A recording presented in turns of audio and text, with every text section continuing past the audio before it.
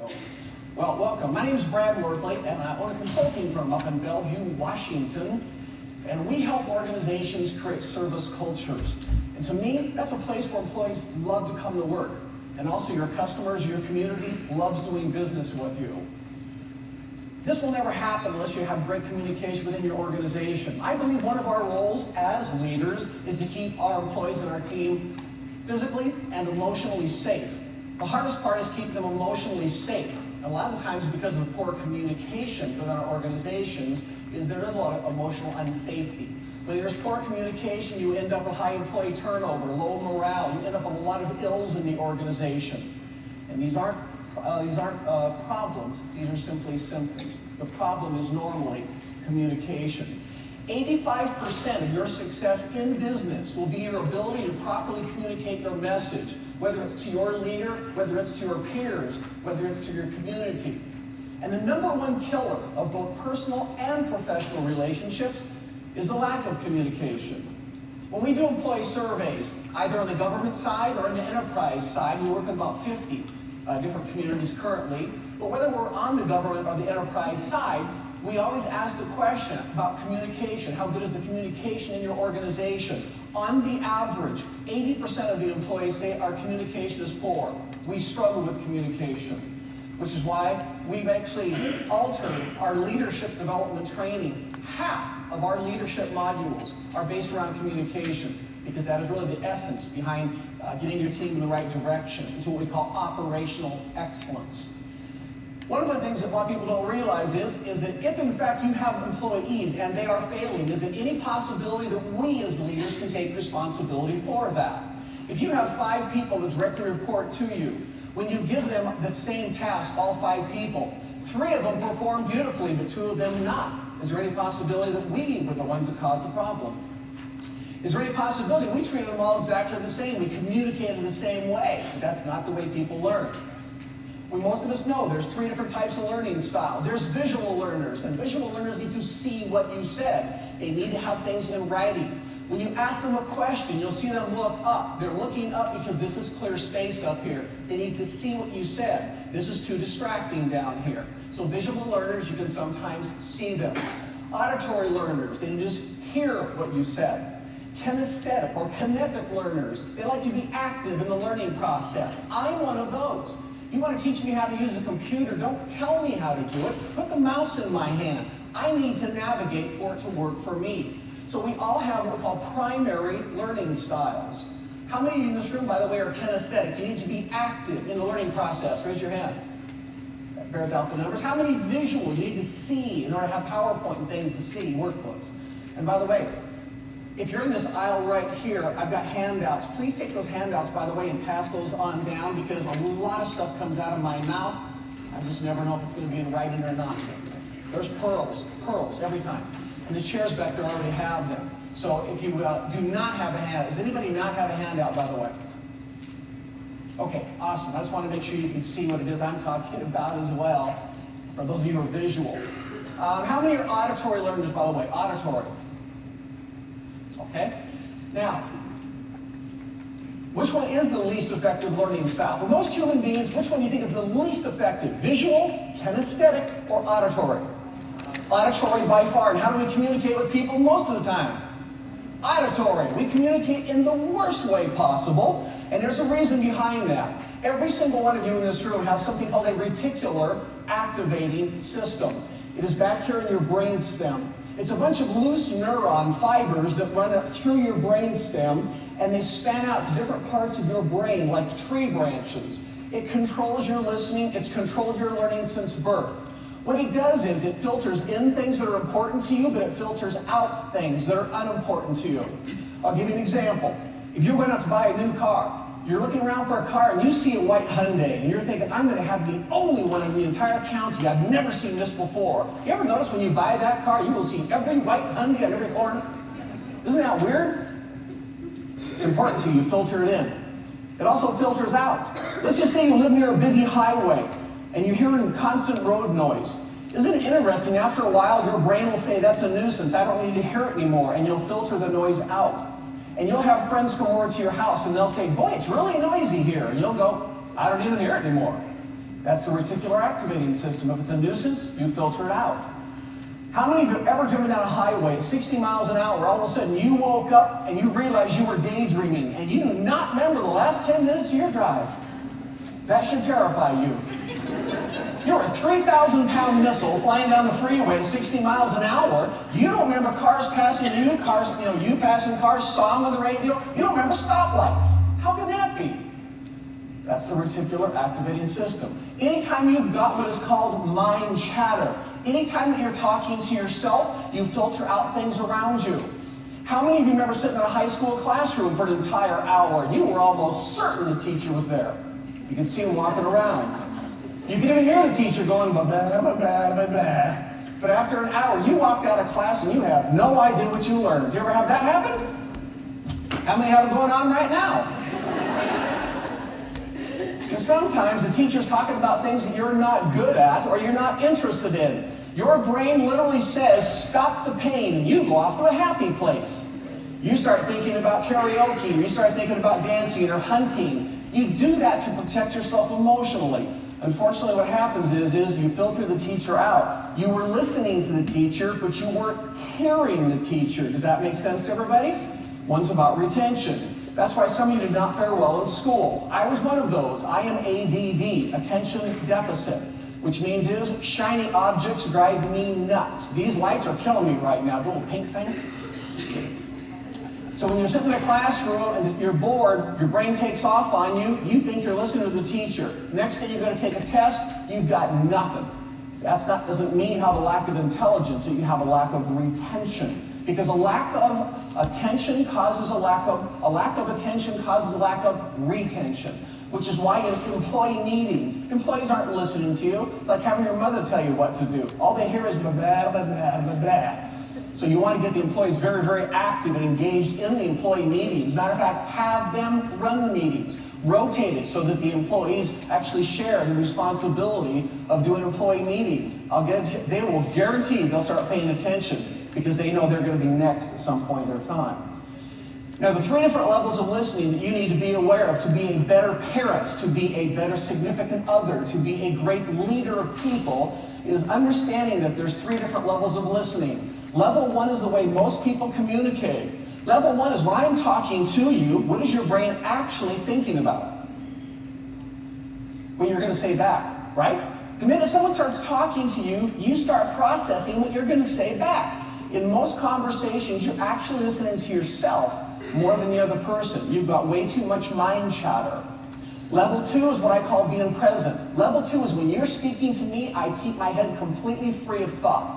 Why? Because the human brain is a one-lane highway. You can either be putting thought out, which is mind chatter, or you can be taking information in by having your head free of thought. The human brain cannot do this at the same time. It is physically impossible. If you want to test it, stand face to face with somebody and tell each other a story for 20 seconds. No gaps, no breaks. 20-second story. Then try to repeat back what the other person's story is. You'll be hard-pressed. You might get one word or a couple words, because even over 20 seconds, you're going to have a gap. But the human brain has a choice. I'm either going to listen or I'm going to be doing mind chatter. The greatest communicators simply try to keep their head free of thought. By the way, this is not easy to do. For the next 10 seconds, stop talking to yourself completely.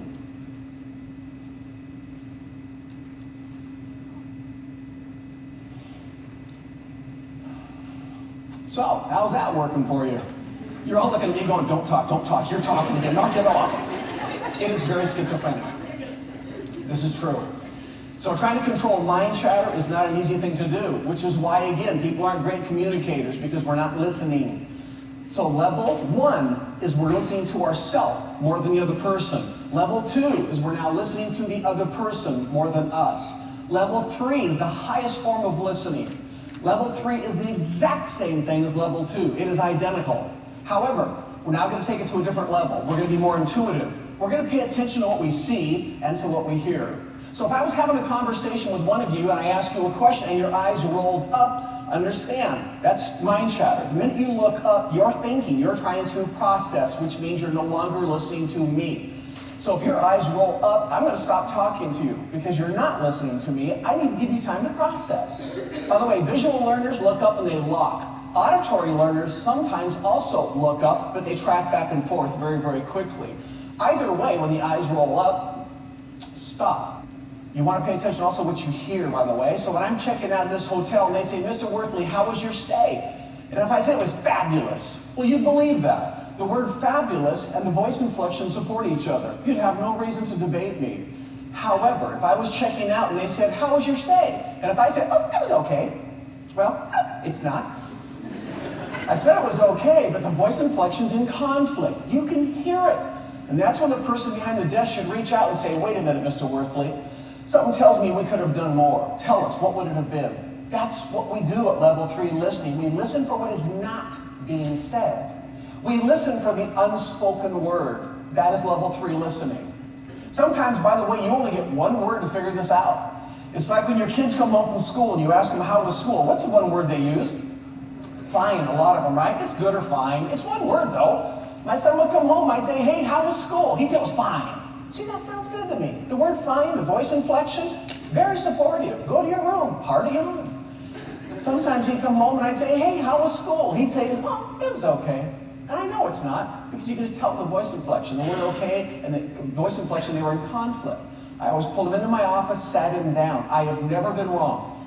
Anytime I could hear that conflict in his voice, when I took the time to sit down and engage him, I was never wrong. Intuitively, I knew there was something wrong, and I was always able to have that great conversation with him. Well, I thought they were great. He didn't. After a while, he'd come home and I'd say, hey, how was school? He'd say, Father, it was a fabulous educational experience, and thanks for asking. Go to your room. So being a great communicator is very difficult. Why? We as human beings are born incredibly poor communicators. Absolutely.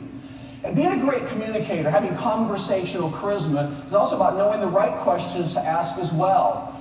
Because you can kill conversations, literally, by not knowing the right questions to ask. Now, there's open-ended questions and there's closed-ended questions. The difference is closed-ended questions, they can only be answered with a yes or a no. Am I wearing a black suit? Yes. So they're very, very closed as far as trying to create conversation. Open-ended, when you ask a grandparent, how are the grandkids? That's a 45-minute long open-ended conversation. So what you're doing is our world is about building relationships, because every single one of us in this room is in the relationship business. Would you agree to that? We do. We live and breathe by the relationships we create, either with the person we report to, our peers, our community. Really, relationships are a huge part of it. And if you want to know someone you care, ask them questions about them and their needs and help build relationships. That is the essence behind the survival of almost every business. If you're in this industry right now, in this hotel, if you work here, you're in the hospitality industry, but you're in the relationship business. Trust me, it is true with every enterprise and governments as well. In terms of being a great communicator, it's also really important to make sure that we as leaders, that our employees never feel obligated to say yes when we ask them to perform a task. We want to make sure it's realistic. We're setting them up for failure. If they always feel they have to say yes, we're going to set them up for failure, which is why it's very important you educate and enlighten your team that they have 4 options. If you ask them to do something, they should be able to say yes, and we'll hug them for that. That's illegal in some states, be careful. You can say no, but of course my question is going to be, tell me why. Very simple. The third one, though, however, is a counteroffer. If I ask for a report Friday at noon and you cannot do that, I want to know that. I'd rather have you tell me I am busy all morning, I can't get to it. Would 3 o'clock in the afternoon, would that be acceptable? Because that's realistic for me. We should look at accepting that. The fourth option is they need time to consider it. If somebody comes to me and I ask them to do something, and they say, you know what, can I go back to my desk and look at my priority list and make sure I can actually do that for you, I would respect them for that. So you want to make sure that you train your team that they have 4 options for how to respond to you. Also, those are options that should be available for you in terms of your direct report as well. There's a way to be able to also elevate people's perceptions of us and our organization by using what we call pedestal words. Pedestal words, actually this organization here is very good at those as well. They use them at the hotel front desk out there. I'm very happy with that. But approximately 20% of your employees, when they are thanked, they're going to respond back with the words, no problem. And I know you know what I'm talking about. Someone helps you, it says, you say thank you to somebody, and they go, oh, no problem. Think about that. From the customer's perspective, what did they just hear? They heard they're not a big problem. They didn't even know they were in line to be a problem. So I want you to make sure that you never use those words ever again. That should be banished. It should be part of your service standards is to never allow those words, no problem, in the environment ever again. Instead, we always respond with the words, it was my pleasure. And you might have some people, because I've been doing this in this industry for a lot of years. I've had employees actually tell me, I'll never use those words. It's not who I am. Okay, but at least use something we don't expect, such as, you know what? You are very welcome. So that's the two options in my customer service training. When someone says thank you, it is either my pleasure or you are very welcome. Either one of those elevate the status of the person we're dealing with in our community or the guest coming to our front door in our enterprises, but it elevates their status. It also changes how they feel about us. It improves our brand as well. Instead of saying, can I help you? Can, by the way, is about your ability. When we change it over to say, may I help you? May is about permission, completely different feel. If you have to ask someone in your community to do something like sign a document, yes, you know they have to sign it, we know you have to sign it. However, if you word it so that it sounds like they do not have a choice, they're going to get a little bit frustrated with you. Anytime you rob any human being of choice, that's called a trapped perspective, and that goes over really poorly. That's why you should always say words such as, I would appreciate it if you could sign this document for me. You and I both know you need to do it, but at least sounds like I have not been robbed of choice. And even going back to some of the basics, which I wish we could get back to even stronger, is the pleases and the thank yous. If somebody in my department even helps me as an owner or a manager or director, I am still going to take the time to look at them and say, you know what, thank you so much for taking the time to help me out today. I want to treat every single person with respect. In turn, I hope they will also do the same for me. I had an epiphany a couple years ago about what I call restoring the balance of equity. I've always been really good about this. If somebody helps me out, I want to help them out. My wife and I get along unbelievably well. We've been together 17 years, and it is, you never believe, we don't argue, we don't fight at all, zero. One of the reasons is my wife is always trying to serve me in every way she can. She comes to my office, Brad, can I run some reports for you? Can I do some copies for you? She's always trying to do everything in her power to help me out. I am trying to restore the balance of equity all the time. I bring her flowers. I'll have a glass of wine waiting for her at the end of the day. I'll light candles for her just so that I can show her how much I appreciate her. That's called restoring the balance of equity. And one of our friends was over, a couple, Kevin and Jill, and came over our house. And I shared this epiphany with them about restoring the balance of equity. And Jill, she says, oh, you're absolutely right. And I says, why do you think? Give me your perception on that. She goes, well, whenever Kevin comes home late or he does anything to tick me off, I cook him casserole. I said, that sounds like a nice thing to do. She goes, no, he hates casserole. So, is it possible in the world of leadership that we also, when we treat our employees with a lack of respect, is it possible they're going to try to restore the balance of equity and try to either call in on the worst day possible, or they're going to do a work slowdown, or they're going to find a way to punish us back? Is that possible? It's a good possibility. And this all comes from communication as well. We have an assessment tool that we utilize to assess leadership teams, individuals within your organizations. And part of it, we assess their communication skills. And in the Native communities, the 50 that I work with, approximately 80% of the people I work with are what we call straightforward communicators. Their excuse is that everybody deserves the truth, which means there's a lot of things come out of their mouth before they've ever gone through their brain, which is not necessarily good news. So you want to make sure, if you're one of those people who, again, is very, very direct, number one is you might want to have the patience and the wisdom to be able to look for opportunities sometimes to not speak. Because when you're upset at all or emotionally charged and you communicate, it is normally because your filter is down, and again, stuff will come out of your mouth that will leave emotional wounds. Have you ever heard of the reptilian brain? Reptiles have a brain that is so limited in its capacity. There's no processing. There is no love, no logic, no emotion, no reasoning, nothing. When they see the grass move, they don't know if it's a predator or the wind. They just can't think logically. We as humans, also have a reptilian brain. Even though we do have this magnificent brain that can process really well, we do have a reptilian brain. I mentioned that earlier. It's also back here. It is your brain stem. So anytime you're emotionally charged, the first place it hits is your brain stem. So guess what? We also have reptilian responses sometimes. If I walked out that door and somebody jumped out and went boo just to be funny to me, my reptilian or primal instinct might just be to freeze.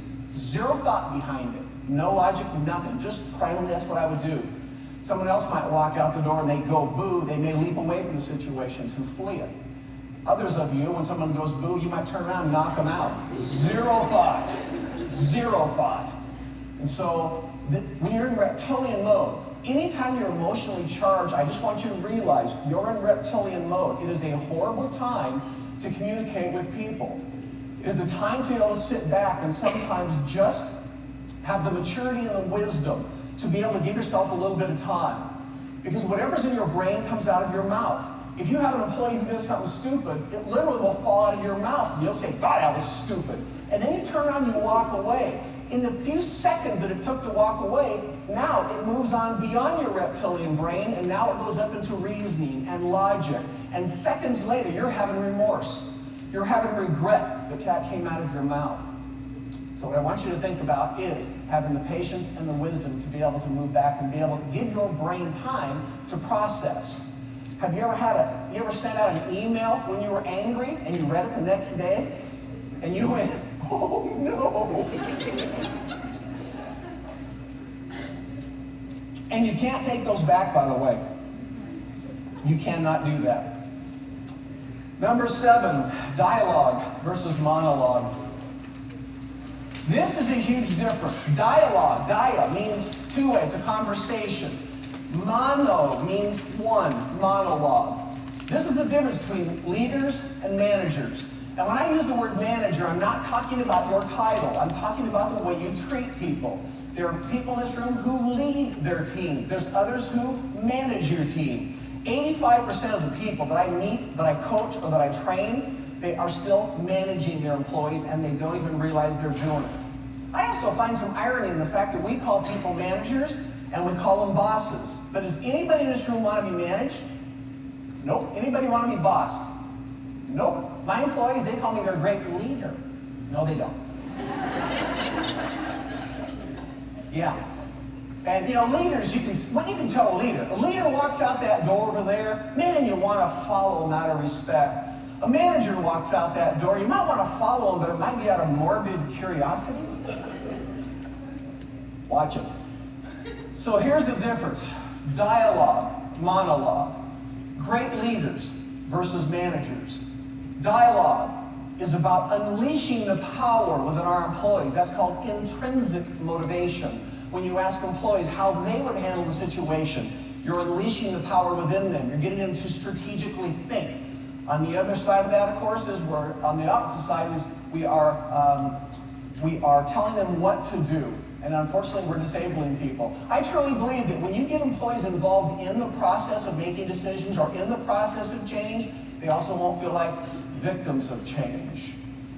Dialogue is about creating independence from us. Some of you in this room say, oh, I'm so busy, I haven't got enough time in my day. Anytime anybody says, I don't have time, to me that's not a problem, that's a symptom. Sometimes the world's revolving around us. People come in your office and they ask you a question, and you think, I don't have time to coach them. It's just like 5 seconds to give them the answer, or it's going to take 10 minutes to coach them. I don't have that much time. So you give them the answer. Unfortunately, they keep coming back and forth in your office over and over, and you spend hundreds of lost hours every year. These people that come in your office, it's about their self-confidence. Their self-image is so low. And these are the people who really need you to stop giving them the information. Turn it right back around to them and say, what would you do? When they come in with a problem, how would you solve it? When they come in with a question, give me your thoughts. It goes back to that old saying, if you give somebody a fish, you can feed them for a day. Teach them how to fish, and they'll sit in a boat and drink beer all day, or something like that. But it's really important for us to use more dialogue. I call it conversational leadership. If I saw an employee interact with a community member and I didn't think it went well, what I do is I pull them aside. And I would say, on a scale of 1 to 10, how well do you think the interaction went? And they might say, oh, it's probably a 6. I'd say, okay, but I need you to attend every single time with every single person. What would you do differently next time to end up with better results? That's called intrinsic motivation. That's how you wean people away from you. That's how you get people to start thinking for themselves. All of a sudden, you can actually have a real live lunch hour. The next one is going to be very hard for most of you. It takes a lot of time to learn, but it'll be one of the greatest communication tips you will ever learn, is never offer advice to anybody unless you've been invited in. Before you ever offer anybody advice, you would say, Jim, may I offer you a suggestion? May I offer you my perspective in this situation? And you simply just wait. When they say yes, you can offer it, because then they cannot feel dictated to. My wife and I use this at home. She'll come home sometimes. I'll say, how was your day, dear? And she'll just want to vent. She'll, and when she's done, I'll say, would you like any input on that? She'll go, nope. And you wonder why we haven't argued in 15 years? That's why. So, very important to make sure that you ask permission. Silence not being golden all the time. How many of you have ever worked with anybody who rolls their eyes at you when you ask them to do something? They roll their eyes and walk away from you. Anybody ever had that happen? If you got teenagers, you've had it happen to you. So whether or not it is kids or whether it's adults, when you see somebody roll their eyes at you, what I want you to do is I want you to do them a favor. I want you to stop them and say, John, may I ask you a question? And you go, sure. Well, John, I just asked you to do something for me, and I saw you roll your eyes at me, so what I'd like to know is, what am I supposed to learn from that? And you wait. Awkward silence. Beads of sweat running down their forehead sometimes. But what you do is, if they do this at work, are they also doing it in their personal life? Guaranteed they are. They use that in all aspects of their world. That is something they use. That creates drama. What you're asking them to do is you're asking them to knock off the drama and simply open up your mouth and communicate with me. That's all I'm asking. So people's intent is very important. You need to understand their intent. It's like if one of my kids broke something in the house, I want to know their intent. It's the start of a great conversation. My question is, were you trying to kill your sister, or was that just an accident? Two totally different conversations. So knowing people's intent, very important. Here's some of the things you might utilize. Please help me understand your reaction. If you just see a negative reaction, address it. Help me understand it. Could you explain to me what the deep sigh means? I perceive that comment as an insult, but what was your intent? Could you explain to me what the rolling of your eyes means? Could you explain to me what the folding of your arms means? Or I sense frustration by your body language. Would you like to share your thoughts? If, in fact, you're in a situation where you are upset, I want you to think, too, where the upset came from. A lot of the times we get upset, but we actually created the environment. There's 5 different reasons that we get upset. Some of them are very, very realistic, very logical. But a lot of the times, they're not. A good example would be, see, one of the reasons we get upset might be an expectation, might be how do we word this here? It might be an unfulfilled expectation that you personally created. In other words, if you're a female, and you've been dating somebody for a year, it is going beautifully. You've shared how much you love each other. Valentine's Day is coming up. It's 4 weeks away. You've got this amazing, wonderful story in your head. This is going to be the night. You can take you out to your favorite restaurant. My boyfriend's going to get down on one knee and he's going to say, will you marry me? It's going to be awesome.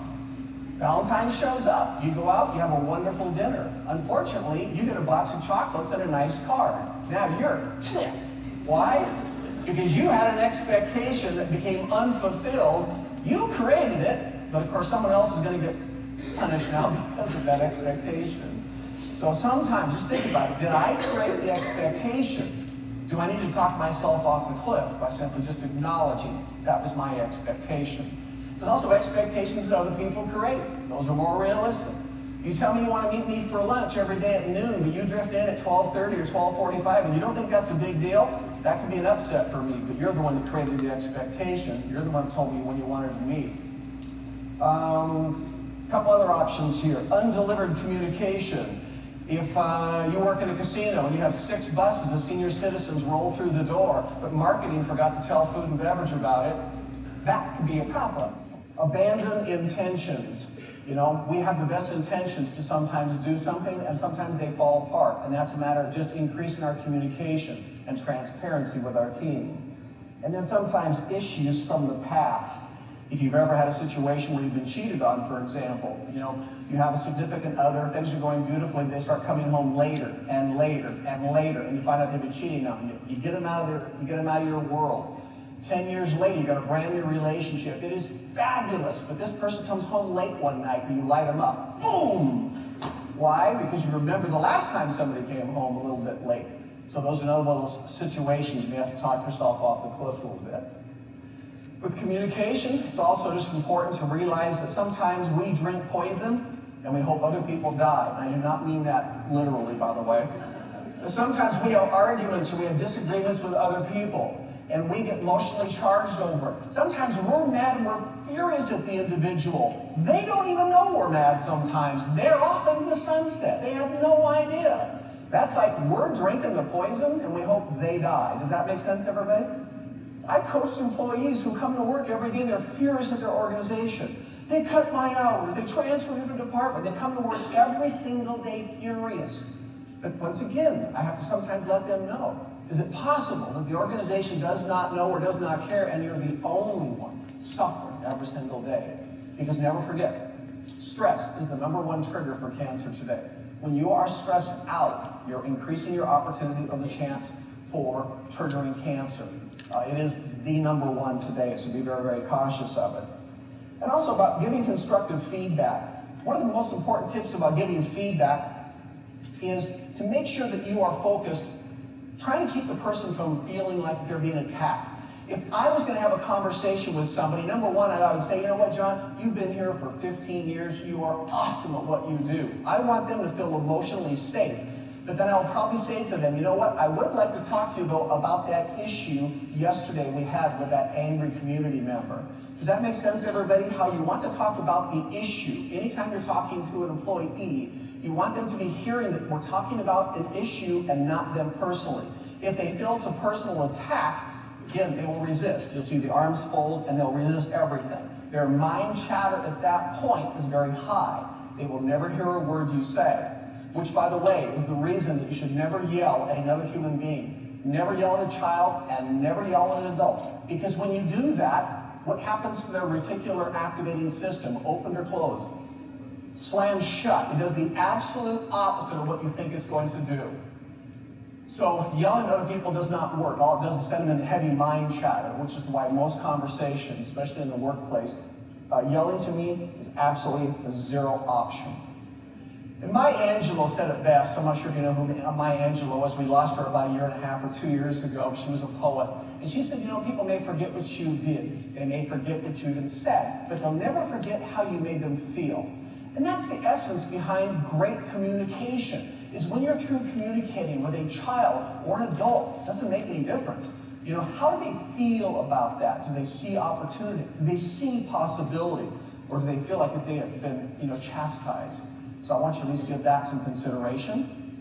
I do, by the way, and I apologize that this is one hour speech, but I did it a half hour because I've been short with some time here. I don't want to be between you and a lunch hour.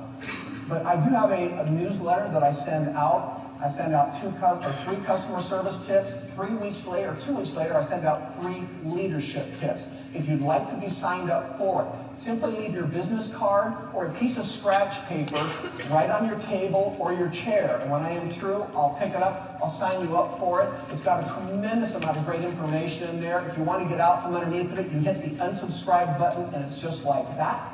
And if I can assist any of you with assessing your leadership teams or providing you with leadership training or customer service training, that's all I do for a living. So please let me know because I'll work with you. Thank you all and have a fabulous lunch.